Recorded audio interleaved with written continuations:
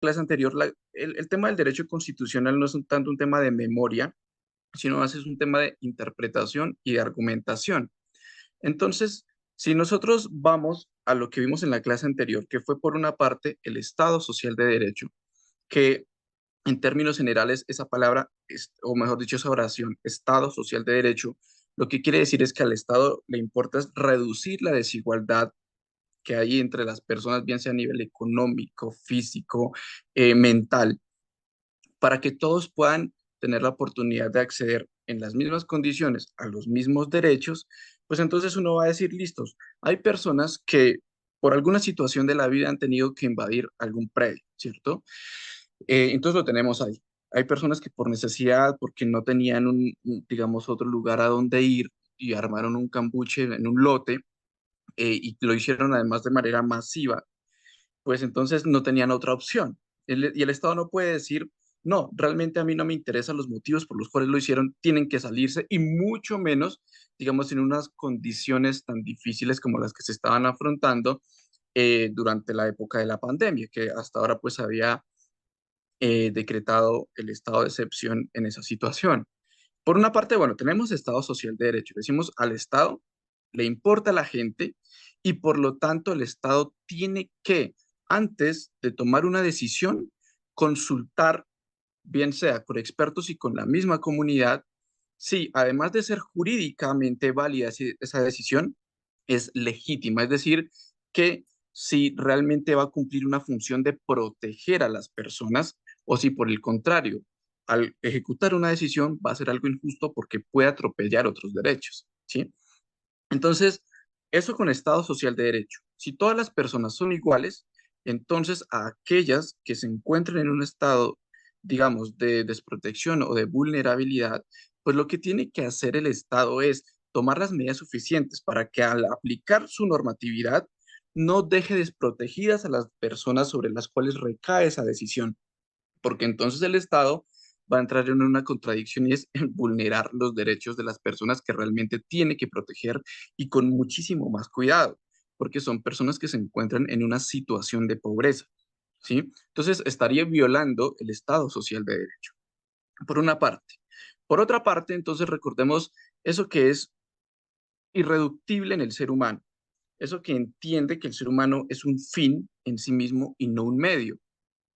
Entonces, cuando hablamos de que el ser humano es un fin en sí mismo y no un medio, ¿de qué tipo de, cuál es la palabra ahí que resume eso?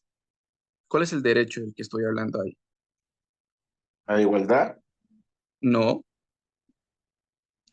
eso lo vimos en la clase pasada, la dignidad humana.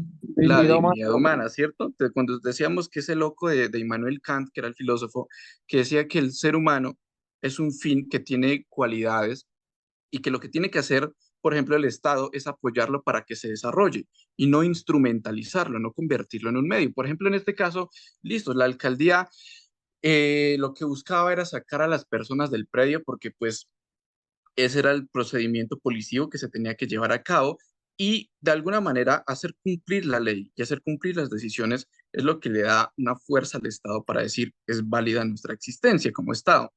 Pero resulta que si vemos unas personas que están en una situación de vulnerabilidad y tomamos esa decisión, a pesar de las circunstancias en las que se encuentran, pues el Estado está diciendo, a mí lo que me importa es la validez del derecho por encima de la dignidad de las personas.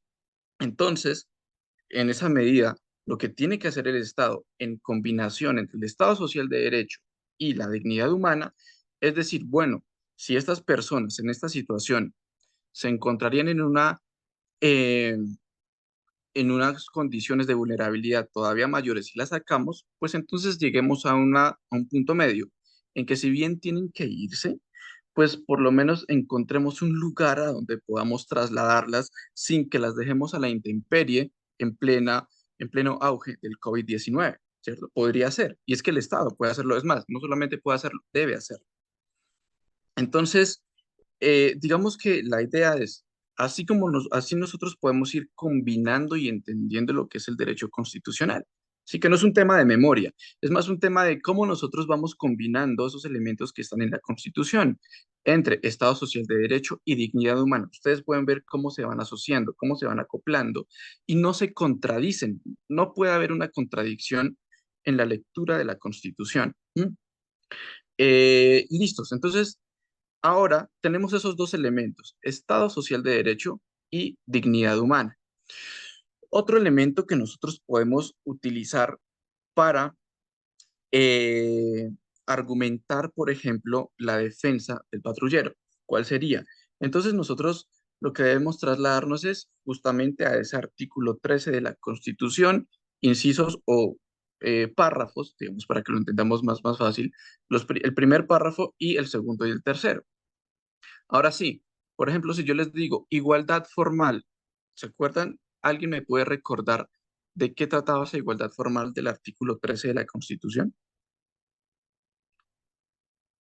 Profe, buenas noches. Buenas noches. Básicamente trataba en los principios de que pues el Estado reconocía como tal ciertos derechos, la vida, la libertad, la propiedad, pero pues había una inobservancia frente a esos derechos toda vez que él no se preocupaba como en tal en la materialización o que los ciudadanos tuvieran un goce efectivo de esos derechos. Eso sería Ujú. como que el derecho formal, los reconocimientos formales de esos derechos propios.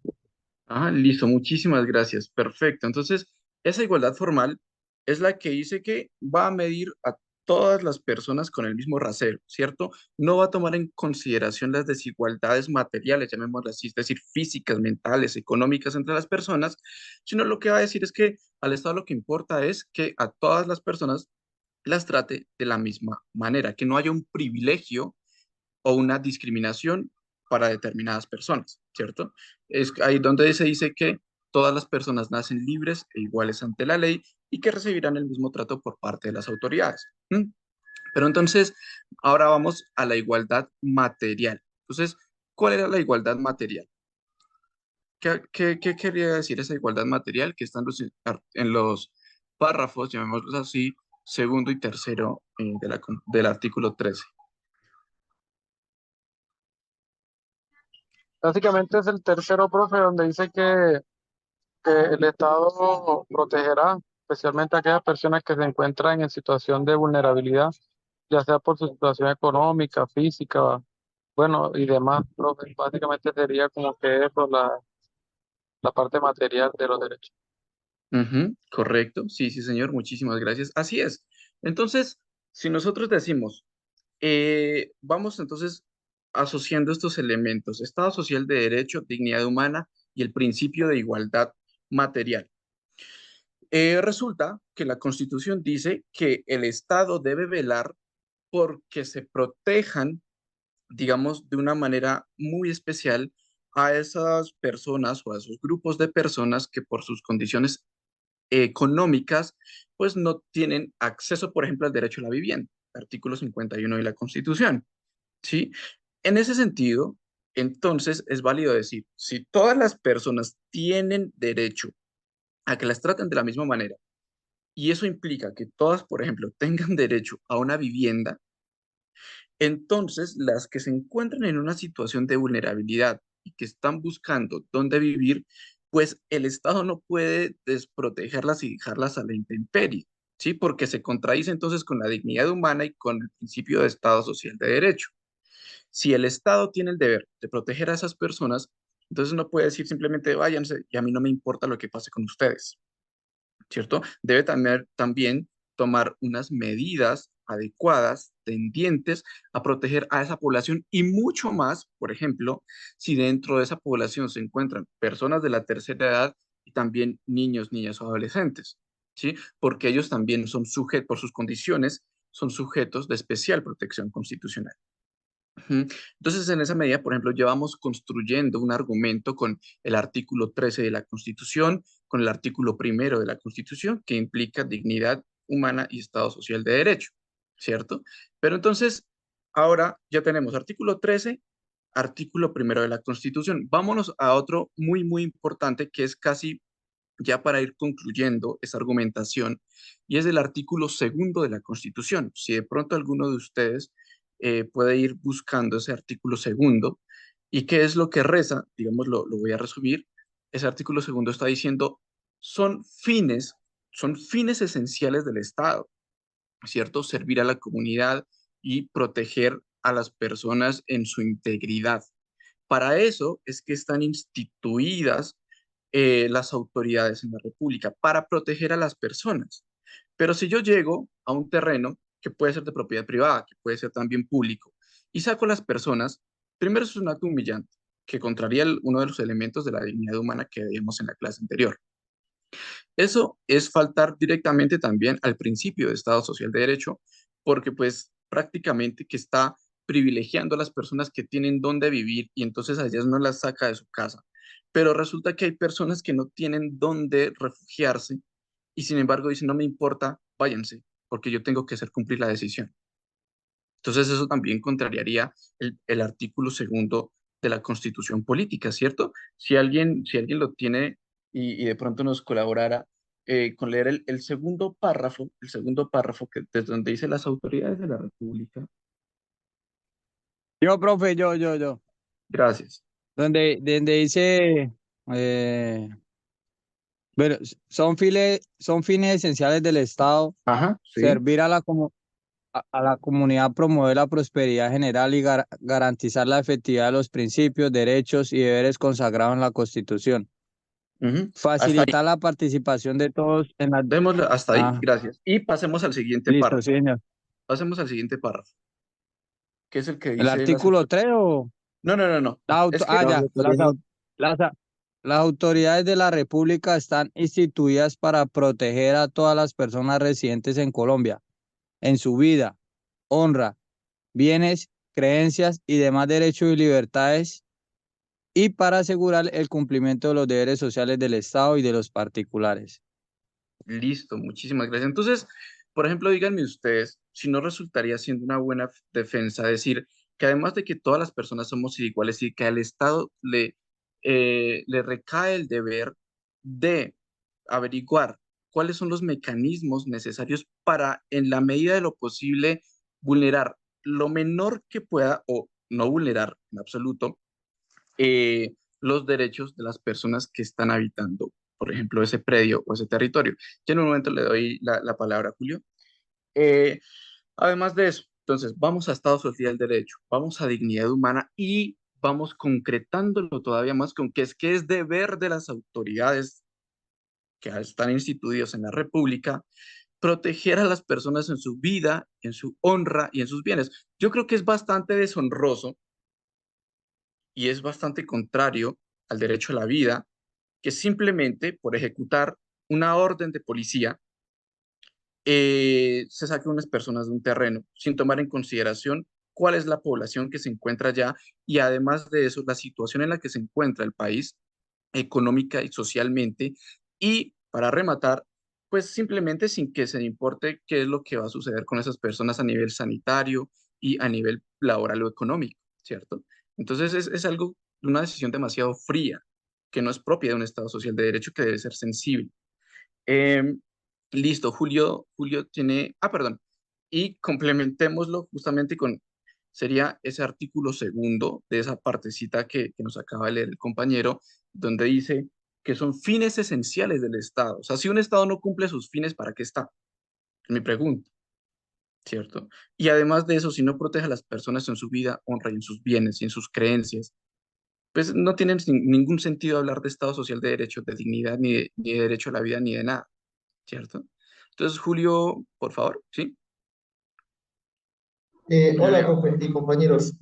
Tengo una duda. Bueno, sí, estamos claros en el tema de la garantía y protección de los derechos de las personas que se encuentran en estado de vulnerabilidad en el momento del desalojo, digámoslo así, y que es deber del Estado proteger los derechos de esas personas. Pero también partiendo de que somos un Estado social de derecho, ¿cómo se ven afectados los derechos de las personas, por lo menos los propietarios de ese predio, que en el momento Ujú, se encuentra invadido y que el Estado, a través de la Policía Nacional y sus instituciones, y un ujú. mandato judicial, le dice a la policía desaloje, en garantía también de los derechos de esa persona como propietario del predio, que también lo está exigiendo. Entonces, ahí qué, profe. Ujú.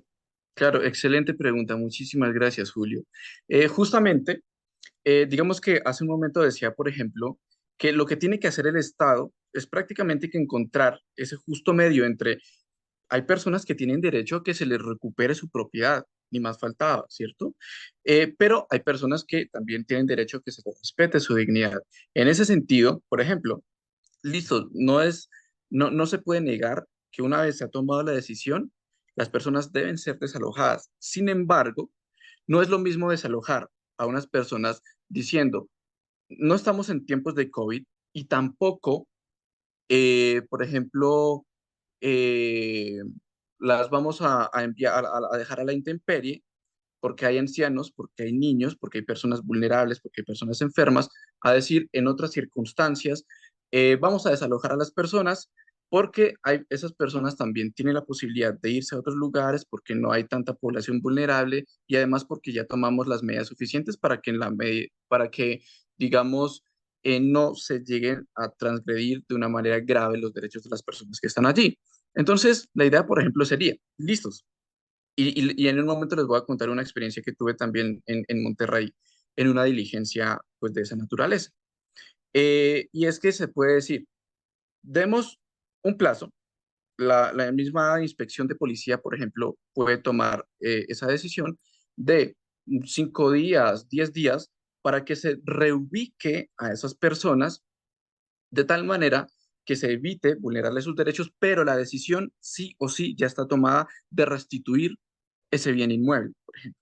Y si, por ejemplo, las personas tienen la posibilidad de irse por su propia cuenta y en ese término que se les dio no se hacen, no se hacen cargos responsables de esa posibilidad adicional que se les está dando, pues obviamente que serán desalojadas y los niños que estén en ese predio pues serán sujetos de un proceso administrativo de restablecimiento de derechos por parte de la comisaría de familia y pues lo mismo será de manera similar con las personas vulnerables, por ejemplo, de la tercera edad que allí se encuentren, ¿sí? ¿Qué fue lo que pasó en Monterrey, por ejemplo? Teníamos una diligencia de lanzamiento, ¿sí? De desalojo, pero resulta que en la casita, pues que era parte de un predio bastante extenso, pues había una señora que tenía 80 años, que tenía hipertensión, bueno, entonces que y era, digamos, una situación que no se había conocido durante, digamos, gran parte del proceso, sino que ya fue prácticamente el día anterior a la diligencia. ¿Qué fue lo que se solicitó como por parte de la personería y que coadyuvó también la misma inspección de policía y la comisaría de familia? Y es que se dio un plazo a los hijos de la señora para que la reubicaran también o se hicieran cargo de su cuidado, de su protección y se les dio un plazo, si no estoy mal, de entre 5 y 10 días hábiles, ¿sí? Eh, si llegado, por ejemplo, el momento en que se cumpliera el plazo que les dio la inspección de policía, pues entonces ya a cargo de la misma comisaría de familia y del Instituto Colombiano de Bienestar Familiar, se tomarían las medidas pertinentes para que esa persona pues ya no quedara bajo el cuidado de sus hijos, que finalmente son los que están obligados legalmente a protegerlos, sino pues de la institución del Estado que es competente para ello y fuera llevada también o remitida pues a un hogar de adulto mayor, ¿sí? Entonces, en medio Profe, de todo, profe, ¿sí? o sea que el Estado está en toda la obligación de reubicar a esas personas que están ocupando el predio de otros ciudadanos que también tienen el mismo derecho de tener su predio. ¿Es lo que le entiendo? Digamos que debe prestarle atención o darle prioridad, por ejemplo, a las personas que se encuentran en una situación de vulnerabilidad, ¿sí? Como lo son los niños, las niñas o también las personas que se encuentran con alguna condición de discapacidad o los adultos mayores, ¿sí? Ya, por ejemplo, tratándose de personas que Un no se ejemplo, encuentran, un ejemplo, ¿sí? un ejemplo sería el Estado debería tomar de pronto un ejemplo, decir no, a estas personas les vamos a pagar el arriendo por 6 meses en tal parte, ¿cierto? Más o menos es lo que lo que yo trato de entender, lo que usted está diciendo, ¿no? Mire que puede ocurrir, aunque no necesariamente en esa situación, el Estado, digamos, puede hacerse cargo directamente. En otra diligencia también similar de lanzamiento, a un señor que vivía tres o cuatro de sus hijos, que eran niños, de muy escasos recursos, pues él estaba ocupando eh, un apartamento, pues que hasta ahora estaba en construcción, digamos, el edificio, y pues él se había tomado uno de los apartamentos. ¿M?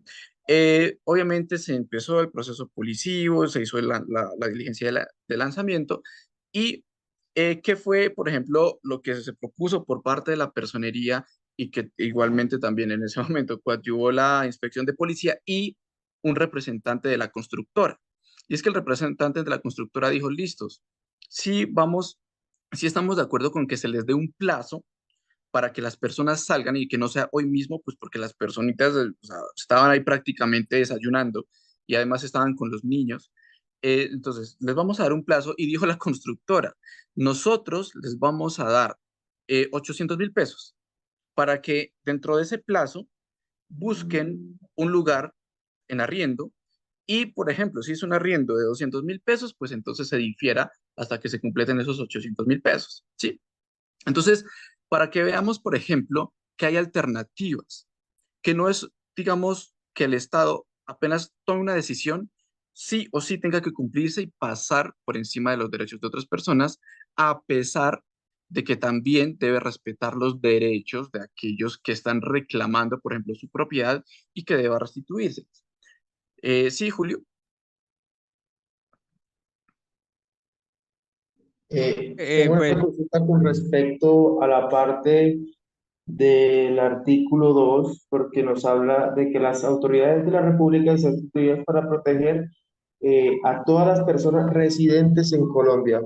Tenemos población en este momento que es residente, pero que no es nacional, como la población venezolana, que ustedes saben que es una problemática que se ha venido incrementando. Y entonces, esa metodología que usted me dice con el tema del arriendo y podría ser una estrategia también con esas personas o algún manejo diferente para las personas no nacionales.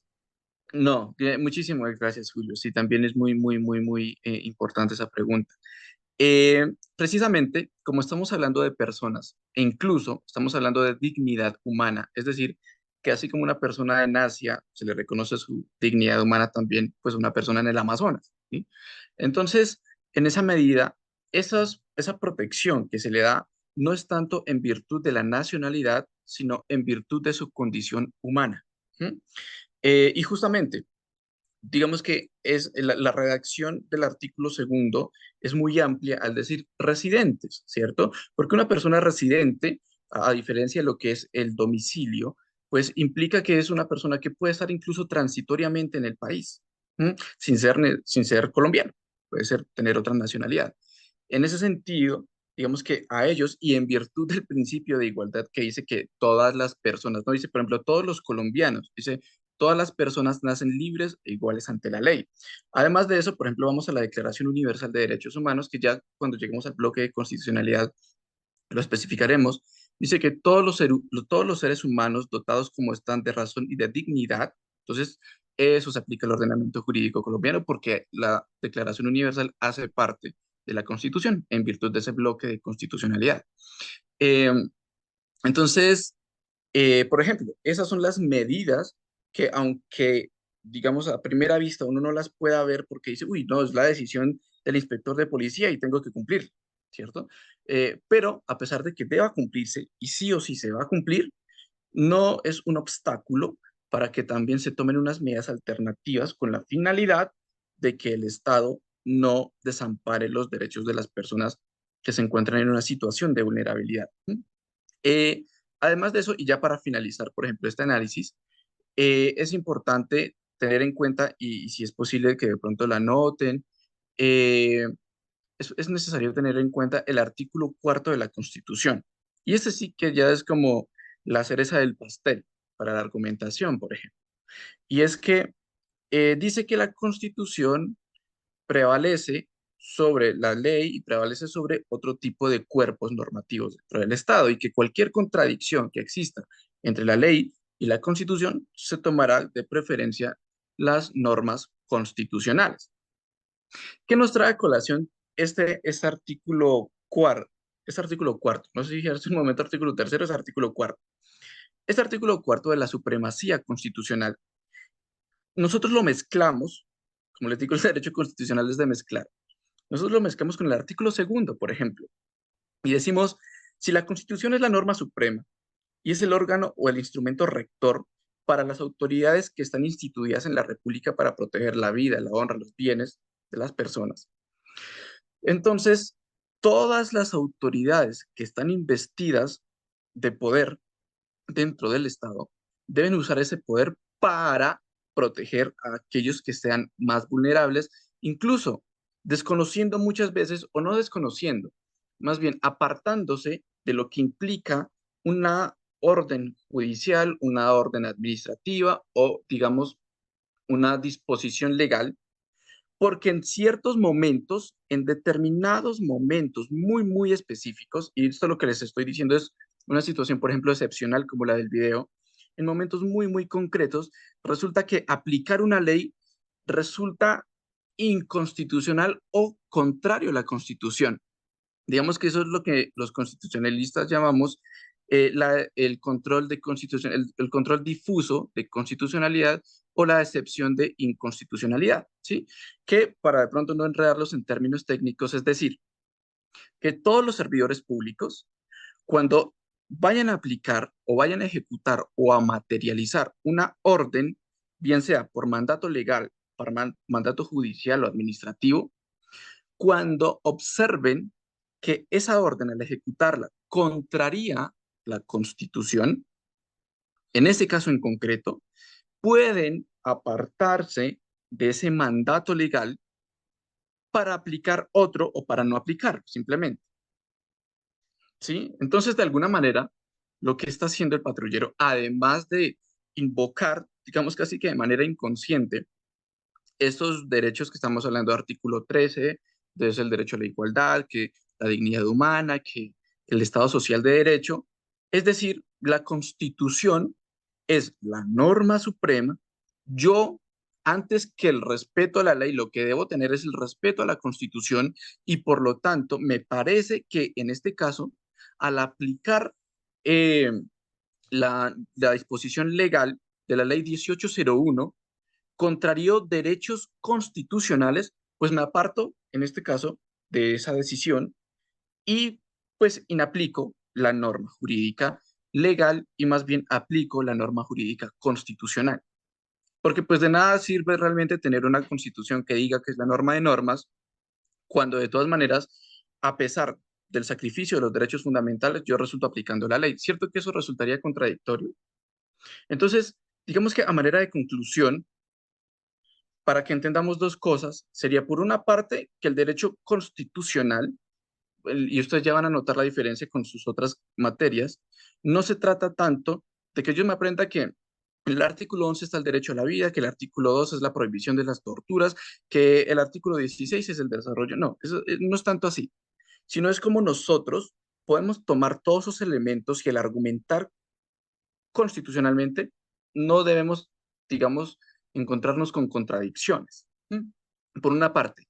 Y por otra, es que finalmente la interpretación constitucional tiende a ser garantista, tiende a decir como lo que les decía en la clase pasada, todas las personas tienen el derecho a salir adelante, ¿sí? Ustedes pueden encontrar el derecho constitucional por ejemplo, en un juicio penal, en un proceso disciplinario, en una infracción que ustedes también apliquen en su trabajo cotidianamente, en sus casas. Es decir, ustedes pueden encontrar el derecho constitucional como herramienta de interpretación y de aplicación en su vida cotidiana. No tiene que ser ni siquiera en un procedimiento institucional. ¿Mm? Entonces, les reitero, por ejemplo, que cuando ustedes se encuentren en su examen, y les salgan preguntas sobre derecho administrativo, sobre derecho disciplinario, sobre la ley 1801, recuerden siempre leerlas en clave constitucional. O sea, la idea, por ejemplo, de esta clase de constitucional es que no tanto ustedes se memoricen cosas como el tema de los derechos que poco a poco vamos viendo, sino que ustedes siempre recuerden que la Constitución está detrás de todas las reglas que existen en el Estado, bien sean leyes o actos administrativos. y que por lo tanto ninguna, teniendo la posibilidad de contrariar la Constitución, pues puede ser aplicada si está vulnerándose algún derecho fundamental. ¿Listos? Entonces, no sé si, por ejemplo, hasta aquí eh, ya se concreta un poquito mejor lo que es